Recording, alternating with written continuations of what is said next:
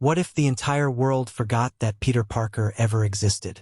After the events of Spider-Man No Way Home, Peter Parker makes the ultimate. But while he is protecting the city from criminals, something strange is happening to his powers. His abilities are changing. And this time, Spider-Man is about to face an enemy who doesn't attack the body. She attacks the mind. This is the story of Spider-Man, Brand New Day. 4 years after No Way Home. The movie begins 4 years after Dr. Strange's spell erased Peter Parker from everyone's memories. Peter could have tried to reconnect with MJ and Ned, but he chooses not to. He knows that bringing himself back into their lives could put them in danger, so Peter decides to stay away. Instead, he dedicates himself completely to being Spider-Man. New York has become his responsibility. Peter takes down dangerous criminals, fights organized crime, and even battles members of the Hand. Over time, the police begin to trust Spider-Man. One detective in particular, Jean DeWolf, starts working with him. Peter also continues visiting Aunt May's grave. Even though he has lost almost everyone close to him, May remains one of the most important people in his life. But Peter's loneliness is becoming harder to hide.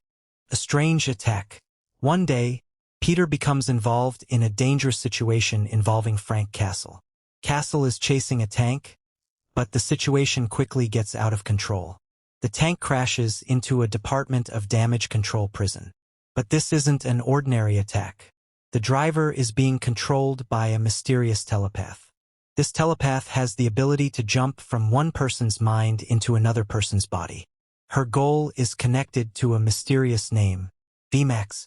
Meanwhile, Yelena Belova informs Peter that several damage control facilities have already been attacked. Someone is searching for information about VMAX. Peter confronts Damage Control Director Bill. Peter goes home devastated. But the next morning, something completely unexpected happens.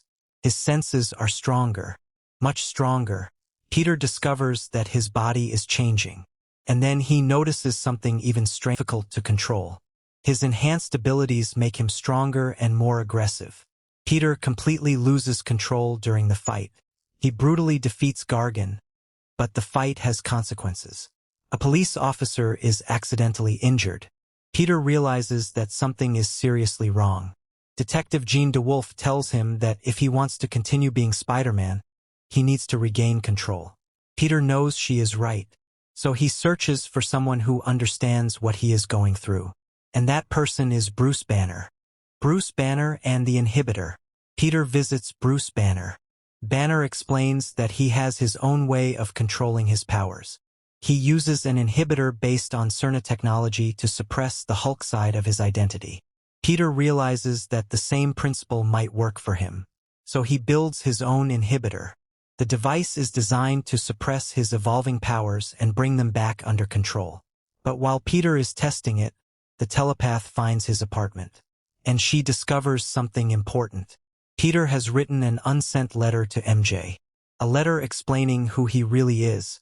The telepath learns that MJ is important to Peter, and now she has a target. Jean Grey. Peter immediately realizes MJ is in danger. He races to protect her, but the telepath gets to MJ first. She possesses MJ and nearly kills her. Peter manages to rescue her. And finally, he discovers the identity of the mysterious telepath. Her name is Jean Grey. Peter knows that Jean is extremely dangerous. But he also realizes that she isn't simply attacking people randomly. There is a reason behind everything she is doing. Peter takes MJ somewhere safe. And surprisingly, that place belongs to Frank Castle, the Universal Inhibitor.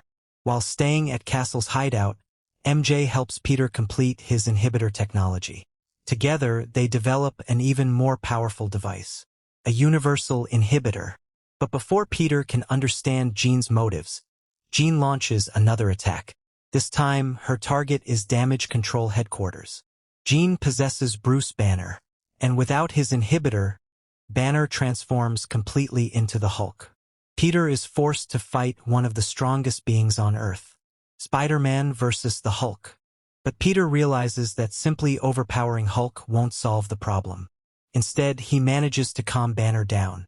At the same time, Jean possesses Frank Castle and uses him to open a vault containing damage control agents. Peter eventually uses the universal inhibitor to block Jean's powers. Metzger then tranquilizes her.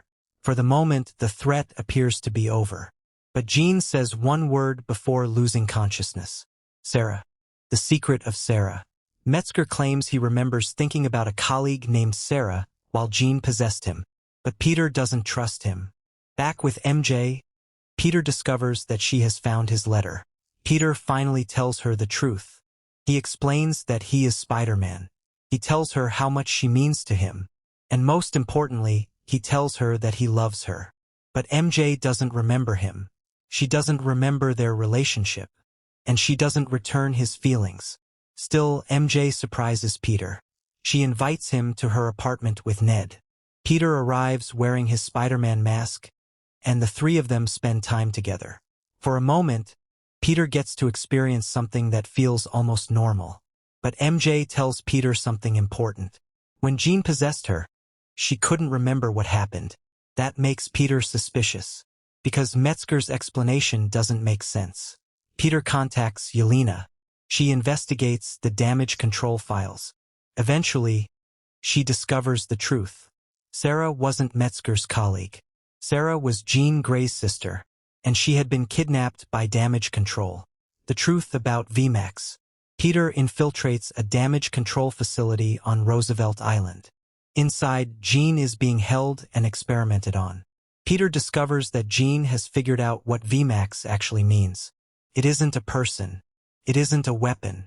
It is the name written on an old air vent inside Jean's cell. That vent was the final thing Sarah saw before she died. And because Jean is a telepath, Sarah's final memory was communicated directly to her. Jean has spent all this time trying to uncover what happened to her sister. Now she knows. Damage control was responsible. Jean becomes furious, and her powers explode outward. The city freezes. Jean creates an enormous psionic field. The field spreads far beyond the facility. Everyone caught inside it becomes frozen. People stop moving. The city becomes completely silent. MJ and Ned are trapped too. But Peter is somehow unaffected. Peter confronts Jean. He apologizes for everything. But Jean doesn't accept his apology. She attacks him using the hand. Peter initially tries to hold himself back. But then he realizes something. His powers aren't simply a problem. They are part of him. Peter removes his inhibitor. And for the first time, he fully embraces his new abilities. Spider-Man unleashes everything he has. He defeats the hand and stops Jean from killing Metzger. But Peter doesn't want to destroy Jean. He wants to understand her. So Peter does something extremely risky. He allows Jean to enter his mind. Peter and Jean. Inside Peter's mind, Jean experiences one of Peter's most important memories. A memory of Aunt May. May tells Peter that she loves him for who he truly is. Jean finally understands Peter. She realizes that Peter isn't simply another person trying to stop her. He is someone who has also experienced unimaginable loss. Peter understands Jean too. Both of them lost people they loved. Both of them were left carrying grief. And both of them have been trying to deal with that pain in their own way. Peter and Jean finally reconcile. But then Peter senses something. Frank Castle is nearby, and Castle fires at Jean. Peter jumps in front of her. He protects Jean from the attack. Peter is critically injured. Seeing what happened, Jean finally drops the psionic field. The people of New York begin moving again. The aftermath. Peter wakes up in a hospital. Frank Castle is there. Castle is remorseful about what happened. He explains that Jean used her powers remotely to keep Peter alive after he was injured. Jean has already left the city. Metzger has disappeared.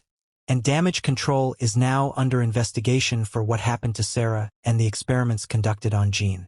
Peter has survived. But he has learned an important lesson.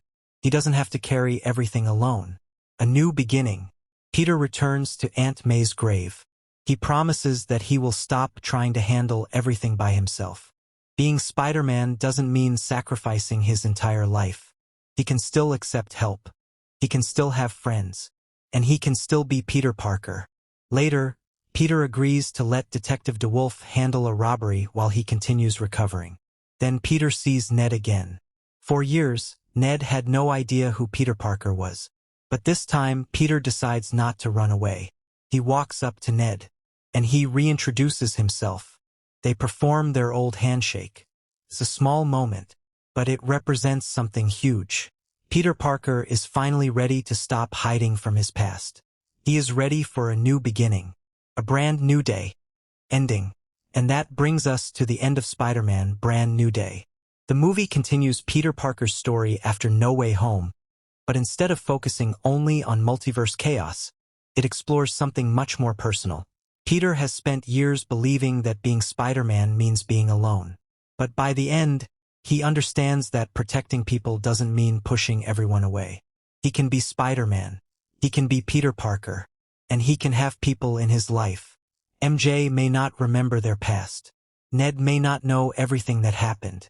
But Peter has finally decided that he won't run from them anymore. And after everything he has lost, Peter Parker finally gets the chance to begin again. This is his brand new day. If you enjoyed this explanation, make sure to like the video, subscribe to the channel, and turn on notifications for more Marvel movie explanations and breakdowns. Thanks for watching.